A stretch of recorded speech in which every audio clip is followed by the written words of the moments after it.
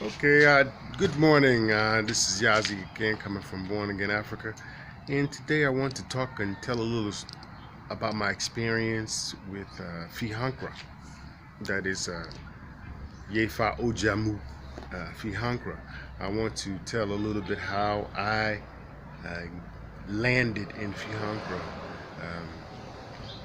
back in, I think, in 2006. My mother, Brenda Karima Muhammad, God bless her soul. May she rest in peace and be honored by our family forever and ever. She introduced me to the Dessert Club. The Dessert Club had came to Norfolk, Virginia, and they were on the radio, and they had a program where you would go to a 2-year program where you go to Egypt. And through that 2 years, you go through an educational program and you become a mentor for some youth. When you go in the plan is to take 1,000 students and 500 mentors. So I was a part of that, and I'm a 2006 alumni, and not just myself, but my mother and my brother and his children, Naeem and Ayana, and we went there in 2006 and we spent about 3 weeks. It was a wonderful experience, and the Dessert Club also had had a investment park called a 2020, and my mother decided to go on their trip to Ghana. Actually, what happened was Nana Quadro Akpan came to the United States, and Ali Salhuddin, excuse me if I said it wrong, who is the organizer of the Dessert Club, he and his wife, and they brought Nana Quadro Akpan. It seems they came to Ghana and met him, and he sold them on the idea of Fihankra, and that is the land that they were able to acquire. That was through a cleansing that the Ghana National House of Chiefs did to atone for their involvement in the transatlantic slave trade. So through this atonement, the National House of Chiefs also allocated land. So then it was like the people went around and looked for land, and Quadro Akpan was the one that was in doing it. It seems he started out with the Guardian mission and then grew into this position with Fihankra. And he was also moving with a man called, with the name of Nana Frimpong. And Nana Frimpong was, as he explained to me, was very intricate and involved with the whole organization of the thing through with the Guardian mission, and he and Quadro Akpan were a part of that. So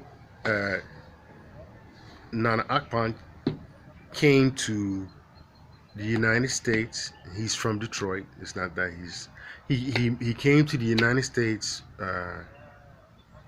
I don't know if he was sponsored by the Dessert Club. It could have been to come to the United States, and then they went around, and the Dessert Club, their investment arm wanted to develop a community and build houses and that sort of thing. So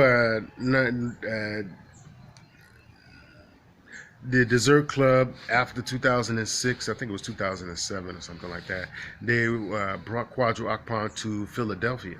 And I remember quite well that my mother, she was very excited, and we were all excited. My mind, that there was somebody in Africa that wanted to give land to African Americans or diasporans.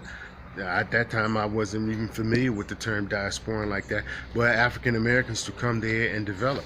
So there was a chief from Ghana that was coming and going to speak to us. So we all went to Philly, I didn't drive up. Sean, my good friend Sean Lee, he drove up, and we took his truck and we drove there. We went to see him. We were in this little we were at one of the universities. I don't know the name of it right now, but we had a university there, and they introduced him. That is Ali Salahuddin and his wife. They introduced Nana Kwajo Akpan, and he was dressed in his African regalia, that is with the wrap, and he got out there and he spoke with an accent. And he talked about uh, the opportunity going on in Ghana. So, I heard it and we all listened to it, but, at that time, I would say my mind was not really on going to Africa at all. My mind was really focused on, I completed university in 2007, and I was looking forward to trying to work on my medical career, and my mind was not there. So, with that, I then came to, my mother then, not I myself, my mother, she then pursued it, and she came to Ghana and went to visit, came on the trip to Ghana, and I think my sister Mist also came with her.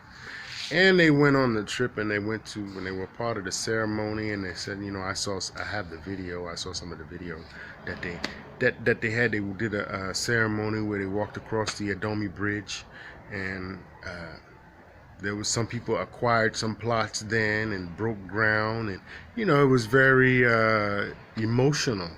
The way that everything was going down. So even I saw the video where at that time the Minister of Parliament of the Eastern Region was also there, and his name is Kofi Osei, Honorable Kofi Osei, or Togbi Kofi Osei Amanyao.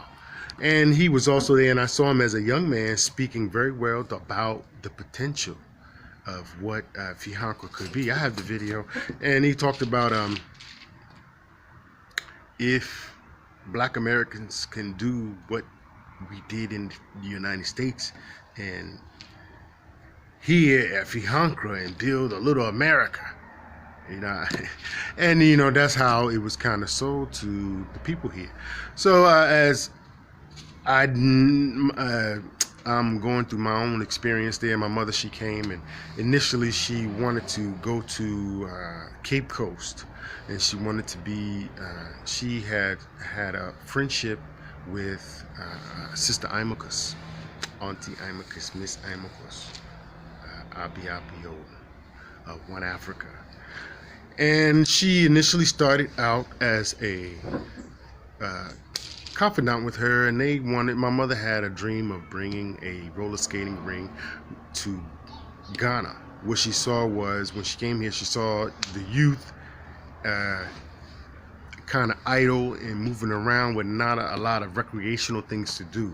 And she thought that from her experience growing up in Harlem, New York, she wanted to create like spaces for children and young people to have alternatives to appetition, there's those things, because she saw it as and when she was growing up, it was kind of like that, and then drugs came in and destroyed the community.